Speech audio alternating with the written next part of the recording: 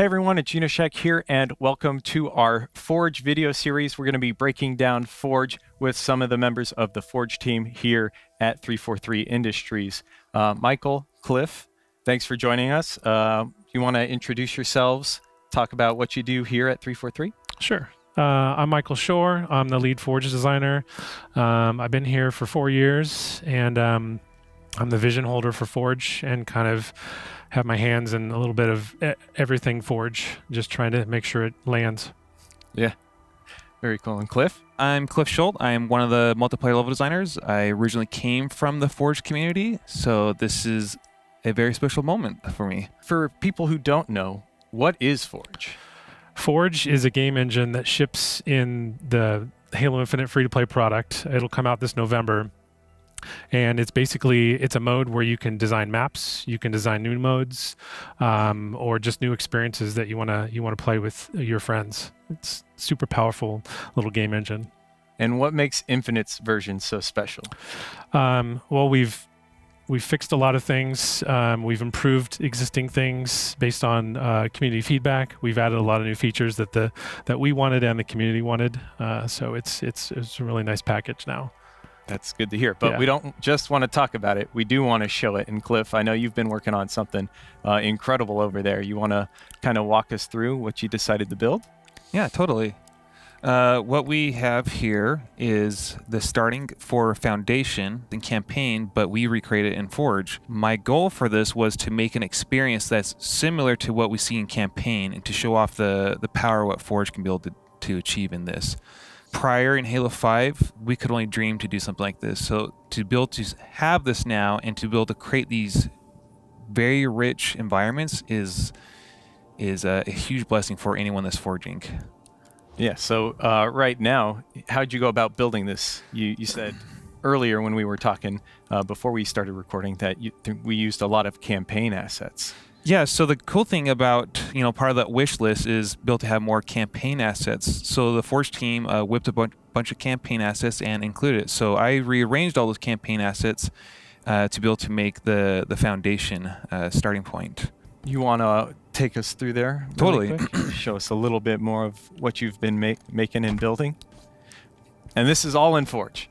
It's all in Forge. Yeah, the art team did a great job of bringing over these campaign assets and multiplayer assets into Forge to give us a wide range of objects that players can make stuff with. It looks so good. It's super sexy. So what kind of tools helped you build this and put this creation together, Cliff? Yeah, totally. Well, we have a bunch of different tools. The one that I used for this quite a bit was magnets. It was really great to be able to snap the hexes together to be able to get on their right grid. Mm-hmm. The other one too, we have duplication. So since this is a lot of repeating objects, duplicating, instead of having to go and spawn in a new object, I'm able to just duplicate what I currently have and kind of rearrange the objects. Yeah, I was going to ask, you mind showing an example? Yeah, totally. So if I want to duplicate this hex right here, I can just simply duplicate it, and then I'm going to snap the magnet to it, and boom. That's real nice. And if you didn't like that addition, we also have undo redo for the first time. So if I fat finger something or whatever, I can be able to just click undo, and it'll go back to the steps. Or if I want to put it back, I can hit redo. And that's a first, and that's a first. That was a huge community wish list. When I first started here, it was top of my quality of life update stuff. It was like number one. Anything that you use using a computer has an undo, right? So it makes perfect sense. We also have snap to the ground. Yeah. So if I have, we'll just take one of these. I'm going to duplicate it, and if I want to put in the middle here, instead of having to go and fidget around, I can just tap the X button and it will automatically snap to the ground for the object, which has been a huge blessing for spawning any objects in to get an understanding for the reference of their size. I didn't even think about that for like spawn points too. When you're just building out your map, huge, you just always want to place it on the ground anyways. We've got another cool feature I'd love to talk about, which is scaling. Yeah. So I'm going to fly out of the world here. I have some objects that I utilized for making this space. So any of this stuff I can be able to grab, and then I can be able to scale it down, scale it upwards, or I can also scale it by per plane. So if you see here, I've grabbed this object and I have flattened it because I'm really liking the texture or the material that we have on here for this face. Mm-hmm. So for example, So you can scale in any direction correct. Yeah. on almost any object. Yep. On most objects. So Really nice. I wanted this detail for the front of the hexes to replicate what we had in campaign. So the trick that I used here is I grabbed one of these pieces and then flattened it because I was really in love with how detailed the front of this wall is, or this pillar. Yeah. So you could use it as a decal, like art, Yeah. to art up the wall. Up next, or actually part of scaling, I know you had a few other things you wanted to show off with the terrain and a certain grunty friend. Yeah, while I'm flying over there, that we have not talked about is we can be able to move through objects now. That's something that we take for granted now. With your monitor? Yeah. Yes, so it's Yeah. been really great. So if we make it an enclosed environment like that, we don't have to fly all the way around. We're able to fly through objects. It's been a huge blessing. Yeah, no clip has been that's another one of those quality of life updates that we had to add. So so when I was doing this, one of my friends jumped into the game and was messing around with the grunt, and he made Giga Grunt here. So this is this is the normal size of the grunt. And then he decided to scale it up and was messing around with me, which is pretty comical. Yeah, and we actually showcase naming of objects when you highlight over the Yep. big one. So now you can custom name objects throughout your entire Forge build. Yeah, Right. It's been really great for like if I have any like custom assets, and if I need to go search for it, I can be able to name it uniquely now instead of having to be like grunt 5,000 and going through a number list. Yeah. You can spot the one that you know is Giga Grunt. Yeah. It's also helpful, like we'll talk about this a little later, but the budget in Forge has been increased exponentially. And when you have a lot of objects, when you can name them what you want, they're easier to find, they're easier to organize. So that's another bonus there. Yeah, just because you got more stuff to manage. Yeah. Better organization always Yeah. helps. And then also terrain we wanted to take a look at. I know you were building something. Yeah, so part of the scaling, we do have these awesome terrain pieces. There's a lot of great additions that that the art team has added for terrain. Specifically, we could be able to make mountains now. So this is the object size what it spawns in, and we can even make it smaller. And so I made like this. So that's the same piece? That is the same piece, yeah. It could be a hill or it could be a giant mountain. Yep, and I can even make it smaller to be like, I want to add like dirt around like a cement area, like rubble, like to a fallen apart building, whatever I want to do with that. So that's another. You don't have to always upscale everything. You can be able to make small set dressings in a level, which is like. Which canvas is this? This is Is the it blank? This is the blank Okay. canvas. Do you mind showing the actual scaling up to that mountain size? Yeah, totally. Super cool looking. Oh my goodness. Yeah, so it's that same piece, and that counts as one object in Correct. your object count. Yep. Wow. Yeah, lots of flexibility there. Super useful. Yeah. Super useful, especially for those bigger maps. Up next, I know we wanted to take a look at arting a map. Yeah. And I know we have some awesome work from the art team with materials. Yeah, so it's really cool because like in Halo 5, like we had pre-designated objects, and they can sometimes be limiting. Now the cool thing about this is we have a bunch of different material swaps. So in this example here, this is part of our design set that we have, and I've just grabbed the block, duplicated it, and go and material swapped it. Obviously we have like all the Forerunner materials that you see, but the cool thing about this is I wanted to add some grime to it, or scratches, or I want to make it not so shiny. So I can be able to change material, and then I can also change material and change the color material.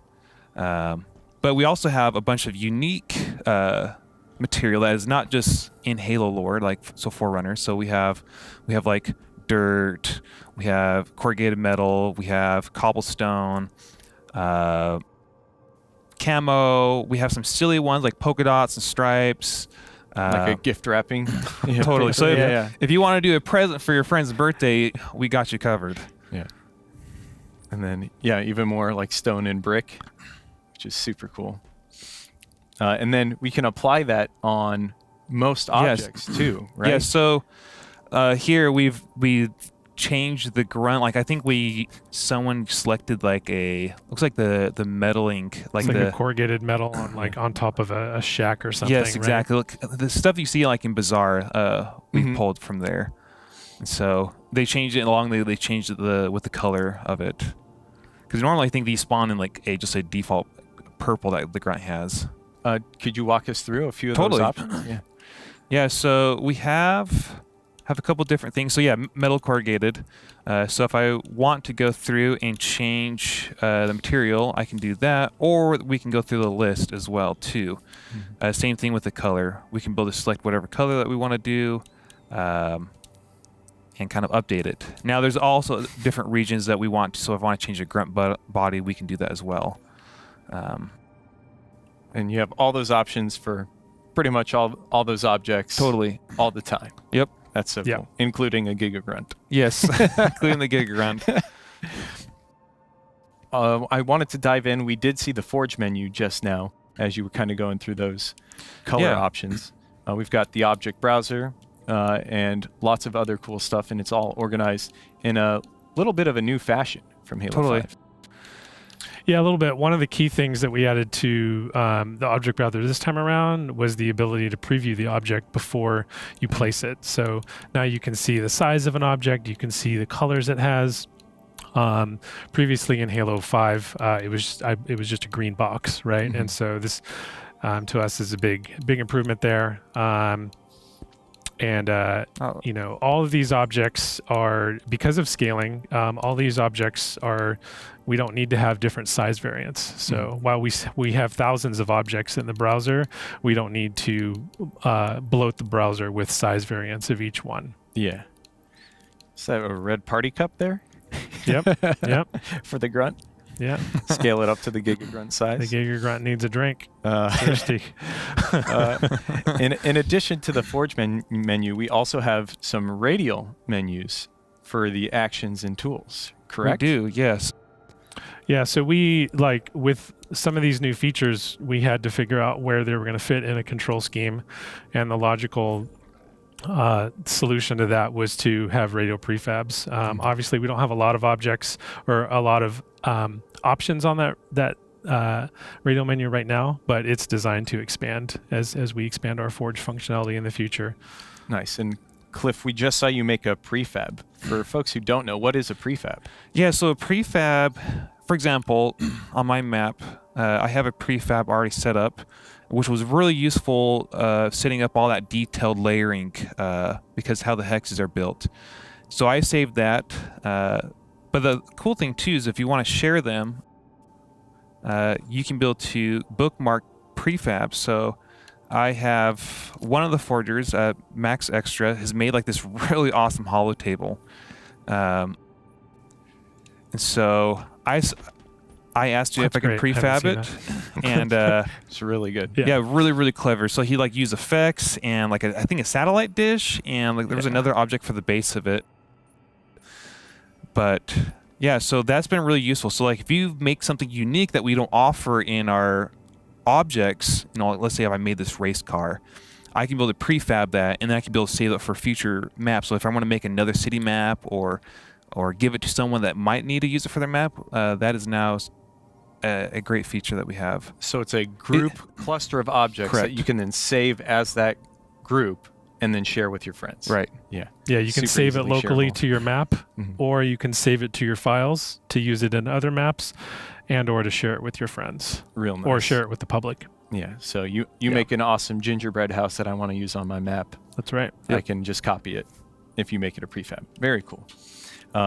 We also on the radio menus have a little bit of, what else do we have on there? Yeah. We've got a node graph. We've got the build menu, and we've got quick save. Nice. And the build menu, don't want to dive too deep in on that, but you can now kind of customize what aspect of the Forge map you want to build. Right. So we've inherited a lot of features from the Slip Space engine, which was the foundation of Halo Infinite. And so the way lighting and audio and nav mesh and reflection volumes work is you have to build that data. And so where you go to build that data is the build menu. We'll explore that at a later date, won't we? Cool. Yeah. Yes, we will. Yeah. And we did have node graph. I saw you had popped up there. We've got that coming up in our next video where we talk about scripting. And we did mention just the fact that we've got so many inputs. That's why we decided to go radial menus. We have multiple control schemes for controller, correct? Yeah, I think we have 4 different control schemes. We've got a default one. We've got a default alt, I believe, that switches the up and down buttons because that was some concern to some people. Then we've got a legacy one that kind of is as close as we could get to the Halo 5 control scheme as we could. And there's one more, and I forget which one it is. But plenty of options so players can find one that feels best for them as they're making maps. Absolutely. All right, so now I want to take some time and dive in on a Forge Council members map right here. It's called Curfew, and it was arted by Mechanico, and he took this and made it stunning, right? Yeah. Well, this is, literally dripping with vibe here. This is just gorgeous. I can't believe he whipped this out in a pretty short time, as I understand it. All Forge. Oh, this is all Forge. Yeah. 100% Forge. Just really gorgeous. I love this kind of, like I said, just the fog, like the kind of cyberpunk vibe. All the extra detail. Yeah, exactly. And if we wanted to break down this map and kind of reverse engineer it, we actually have a really cool tool right there. You can see on the bottom center of the screen, the object detail panel. Yeah, so basically, wherever you hover your cursor, the object details panel just gives you data about that object, right? So we're looking at this wreckage hull box A, and you can tell that it's a static object versus dynamic. You can set that the physics has been set to phased, and then you can see where it's located, how it's been rotated from its default, and what the size values are. So at a glance, you can just go. You want to fly around and show off like how many different objects Mechanico used here? Yeah. Yeah. Just tons of detail, tons of different objects. Yeah. He's at like 65% of the budget. Something like this, to achieve this quality of level, I think every forger that gets to this, they cry because it gets to a point where they drop their frames and they have to start dissecting their map and reducing it, and we always cried over that. So but that's not the case. This anymore. is not the case anymore. Like Nice. this is amazing. Like he's only at 65, and this is very rich environment. Yeah. And Cliff, you wanted to show off one aspect that you thought was really cool. Yeah. So the thing about Forge, like anyone's asked us in the past, was like, how do you make a good Forge map to like take it to the next level? Don't use objects as they are intended, and use them in a unique, interesting way. So like, something that we had a hard time is to do small set dressing in Halo 5. Now, the cool thing that I saw Mechanico do is he has this flaming barrel and he has like, this looks like trash. But what it really is he's made this terrain piece and shrunken it down to make that trash, which we didn't have this type of stuff in Halo 5. So to make this scene more believable, he's made objects and manipulated them into something different that they're not intended, which I think is really awesome. And that's one of those terrain pieces that we saw that could become its own mountain and hill, but he squished it down into a trash can. So when I was looking at like the flame, because I was like, oh, like how did he get grass in there? Like, holy cow! I'm like, wait a minute, this is a terrain piece. Like, wait, what? Really clever, really clever. And we were mentioning that he is still only at 65% of his budget. Right, we've had some budget improvements, and we've expanded the total budget, right? Yeah. Total object count and stuff like that. Yeah, Halo 5 was 1,600 objects, the most you could put in. Right now, with this version of Forge, we're at around 7,000 objects that you can place. Wow. So yeah, huge improvement there. I don't know what else to say about it. It's just so massive. Yeah, you're helping untap some new potential for sure. For sure. And one benefit of our how we now like render objects is when they're static, they don't have quite the same like performance impact that they used to in Halo 5. Yeah, now that we have, we have static objects and dynamic objects. For reference, every object in Halo 5 was a dynamic object, which meant that the engine was thinking about that object every frame, right? Which is why we had a relatively low budget. Now with static objects, they're basically just geometry that the player and grenades and stuff collides with, and so like the engine doesn't have to think about static objects every frame, right? So it gives us the chance to put a lot more of those objects in the scene because the engine is not overburdened in that regard. That is fantastic Yeah. to hear. But I think that's going to do it overall for us today, taking our first look at Forge in Halo Infinite. Thank you so much for spending some time with me today, guys. Absolutely. Did you have any closing words as we kind of wrap up? I'm just super excited to see what the community does with this. I've already seen a bunch of cool stuff, official and unofficial. Yeah. And it's just fantastic. So I can't wait for this to be out in the public and see what everyone does. Me coming from the community and coming internal and shipping the game, I traded like the surprise of the game being revealed your first day or whatever, right? The thing for me, my first day reveal is when forgers get these maps and make something new. So, something that I did not have my hands on and get to experience something brand new. I'm really excited about that. Yeah, there's no more surprises. No, for there's you. no more surprises Now you anymore. can be surprised by what people build. Yeah, it's like, Yeah. I don't want to know the end of the campaign. Yeah, forget about that. Yeah. All right. Well, thank you so much again for joining us. And everyone else, thank you for watching. And we will have even more Forge videos coming out over the coming weeks. We're going to focus on scripting next, then lighting, and then we'll touch on file management or asset management and file browsing and all that cool stuff. But that'll do it for us today. Thank you so much, and we'll see you all next time.